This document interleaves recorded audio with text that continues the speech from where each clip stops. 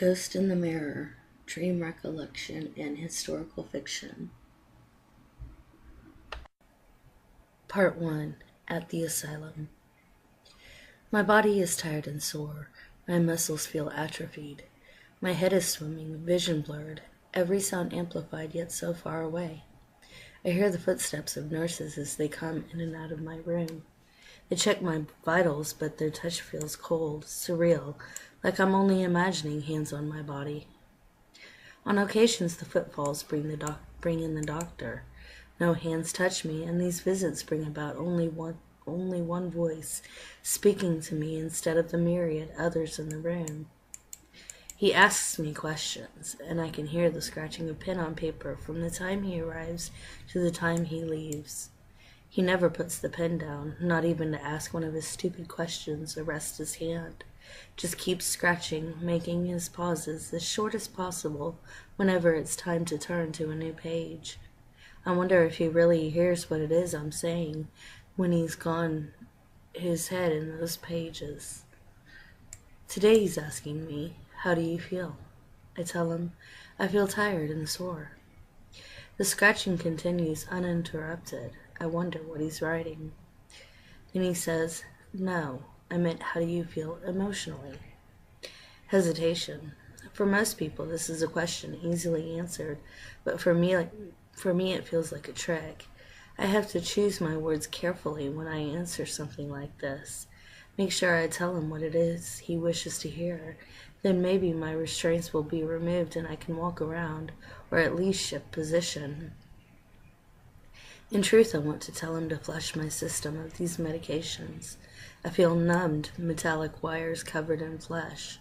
My emotions have been locked away into some inaccessible part of my brain, held in a steel cage guarded by the countless psychotropics that are continuously injected into my bloodstream, fed to me in pills. But I cannot tell him that. Blurry as my memory may be, I still remember a few things. I remember learning the hard way that they love their experimentation here, and to say the latest experiment isn't working will only invite more. Finally, my mind thinks and my voice speaks. I feel frustrated. I want to move around. Be quiet, I think to myself, but my voice decides to keep talking. I want my xylophone. It's too quiet in here. Shut up, I reprimand myself again. My voice wants to speak some more, drown out the scratching of pen on paper. I bite my tongue so hard my mouth fills with the taste of blood. My mind stills, my jaw relaxes, my voice says nothing more.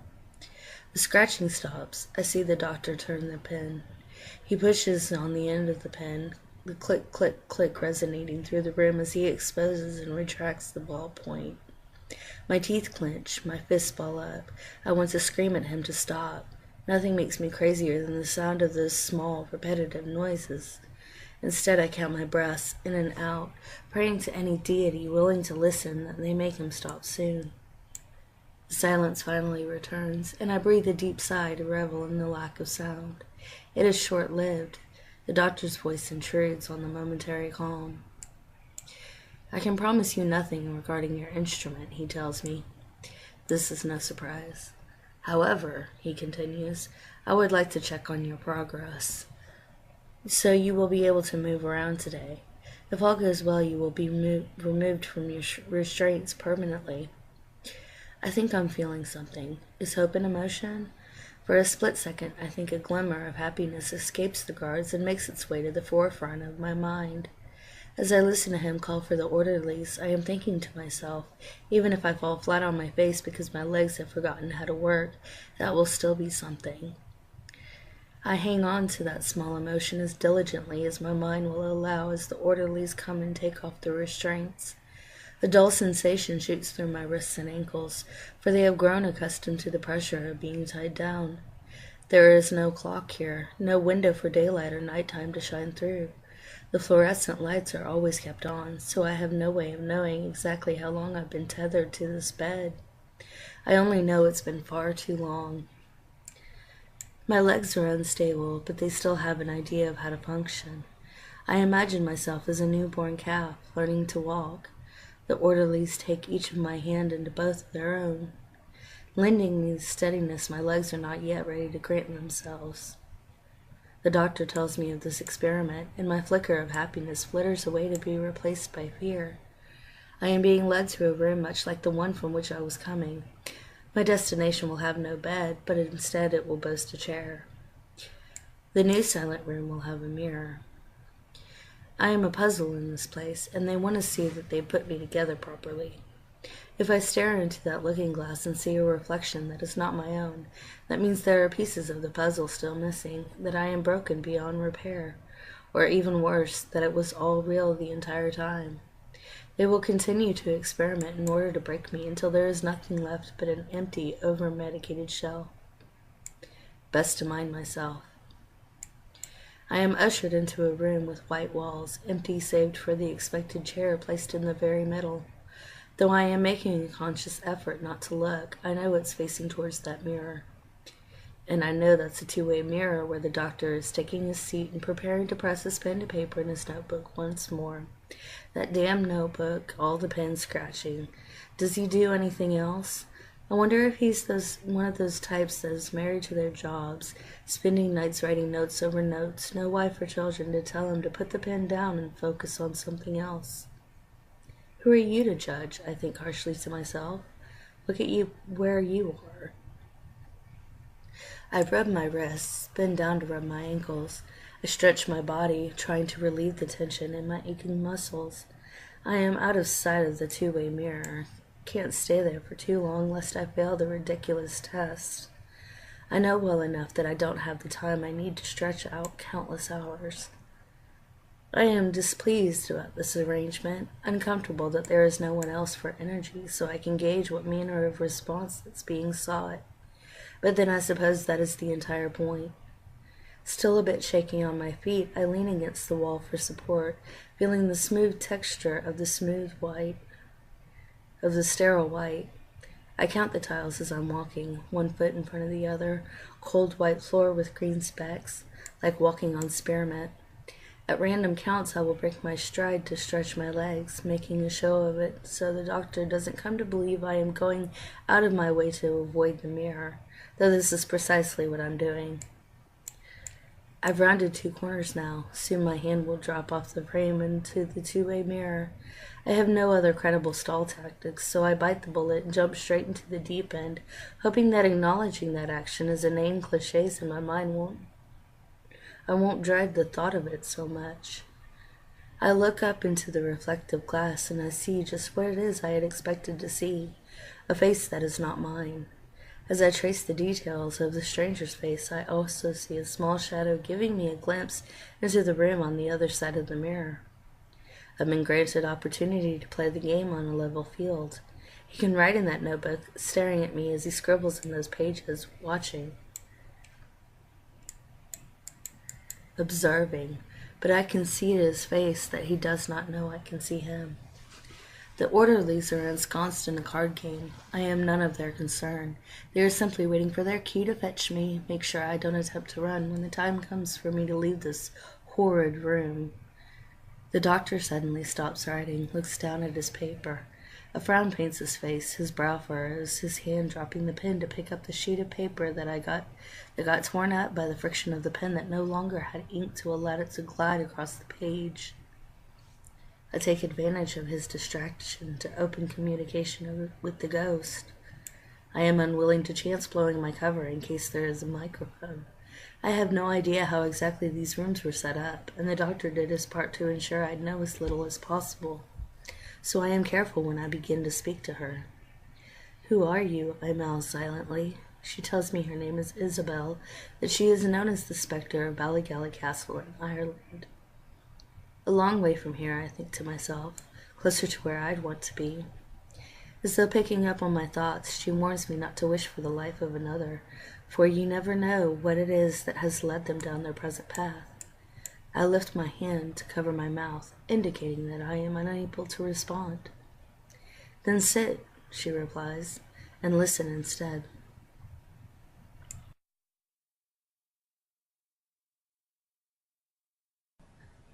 Part 2. Isabel's Tower.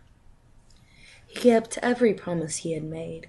promised to keep her, take her to a new land, and build her a castle with a tower by the ocean. But he never told her how. He built her that private chamber at the top of the castle tower, overlooking the sea, at the top of the hidden stairway. Then he closed the door and did not return. She had granted him the heir that he wanted. She wasn't sure when. She wasn't entirely sure she had managed to survive the labor, or, to be honest, if it had even happened at all. She remembers screaming, bleeding, so many people. She could feel them pressing in on her, though they seemed so far away. Her body wanted to tear itself open, but she had grown so tired from all the incoming madness that she had completely left herself. Her mind had just decided that it wasn't going to be there anymore. Then she awoke in the empty room, a little food to hold her through the night. The stars are shining down in her window, a small mirror reflecting light into the room. Is it dusk or dawn?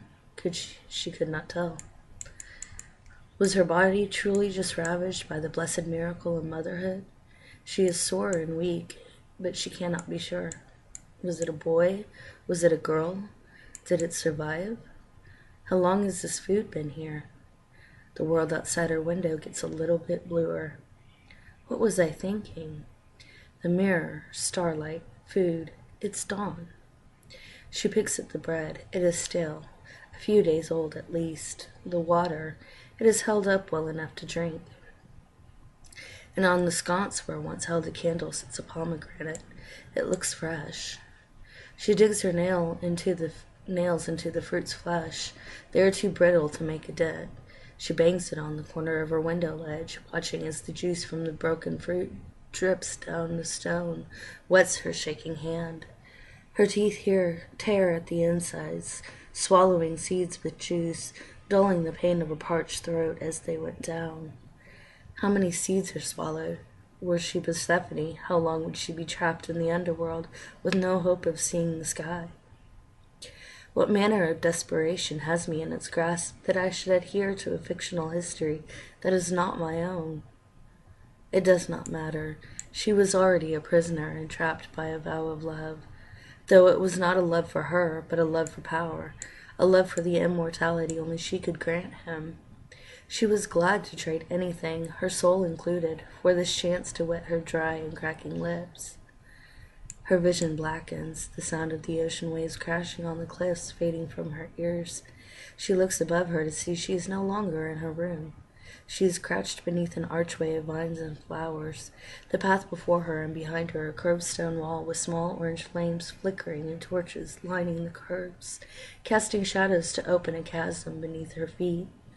Above her were the roots of trees, spring creating the clouds of what would be the sky. She picked herself up and strayed cautiously to the right, keeping a tight grip on the branches that grew from the sky to the bottomless ground.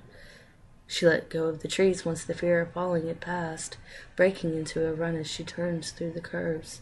The scenery seemed a mirror reflecting the circle she is walking, a horizon breaking and blending all of its pieces. Her pace slows, footfalls echoing through the labyrinth, each step falling heavier. She stops beneath the arch, cherry blossoms below her. She finds a hole in the wall, climbing up the trees, reaching for the sky. The scenery does not change, and it does not match the solidity she is feeling. She tears away at the atmosphere, digging up more nonsense through all her effort. She pauses, considering her plight, and tries to return her gaze to the arch, only to find empty air. She moves to climb down, finding herself already on solid ground. Giving up on finding a reasoning that clearly has no place here, she puts one foot in front of the other and continues to walk the twisted path. There is no way of knowing how long she has been wandering. Nothing ever changes in this oubliette, save for the direction in which she travels. She has reached her starting point several times, the exit a mirror image of where she entered. At one point she had thought to use the blossoms to trail her path so she wouldn't be turned around. As each pink petal fell, its brightness stained the darkness beneath her. She walked on, hope in her gait, dropping blossoms as she went. Soon she returned to the arch, her smile fading as she saw the petals reflecting, the path before her once again in the same as the path behind her. She finally reaches the heart of the labyrinth, and her breath stops at the sight. It seemed almost as big as the planet itself, she herself so small standing in the doorway to the universe. The floor, the ceiling, every stone and every pillar constructed of smooth glass, reflecting itself into infinity. As she steps to the mirror, she does not see herself. Instead, she sees the people in the world she cannot touch.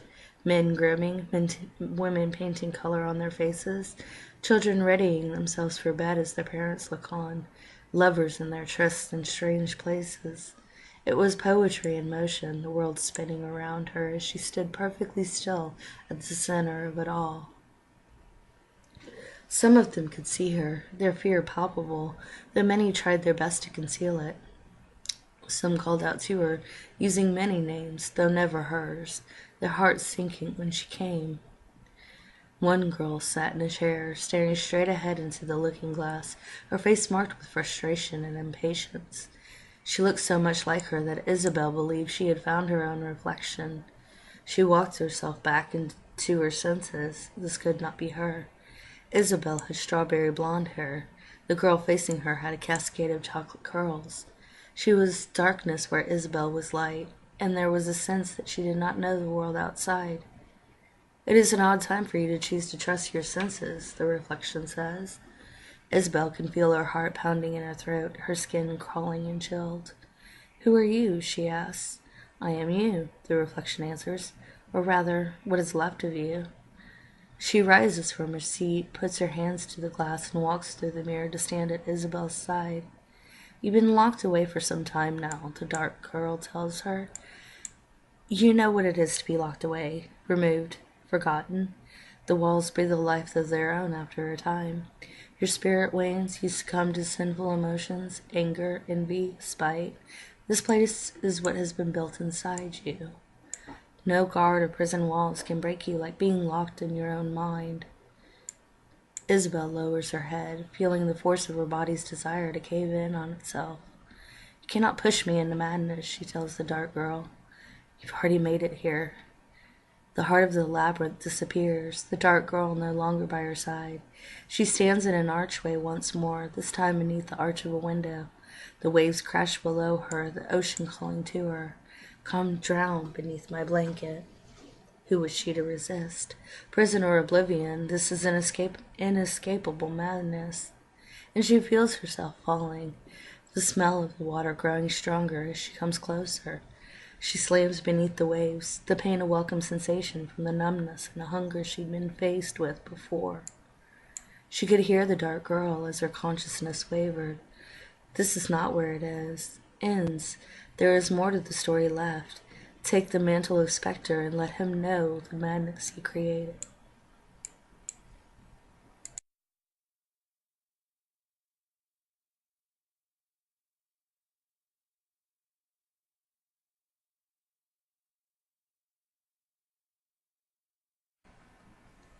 Part 3. Visitor. He learned of Isobel's escape before the speculation reached the land. He had been attending to his sleeping child when there had come a knock on the door, echoing in his ears as it went from a small tap to a resounding boom, growing louder with each subsequent knock. He answered the door to find no one there, his heart sinking into his stomach. He stepped to the end of the hall, entering the castle tower. He knew what he would find as he ascended the spiral staircase, pausing at the door at the top of the tower. He opened the door to the small room, facing the emptiness, tracing the footsteps in the dust to the window ledge. He gripped the frame, imagining the fall from her defenestration. He should have seen this coming. It repeated every night, a rat-a-tat at the door, building up to a bang that took him over. His heart in his head, never forgetting how to beat once it got there. It went in rhythm of the banging, a storm pulling him into anxiety. He could feel his skin crawling, his body caving in with each knock.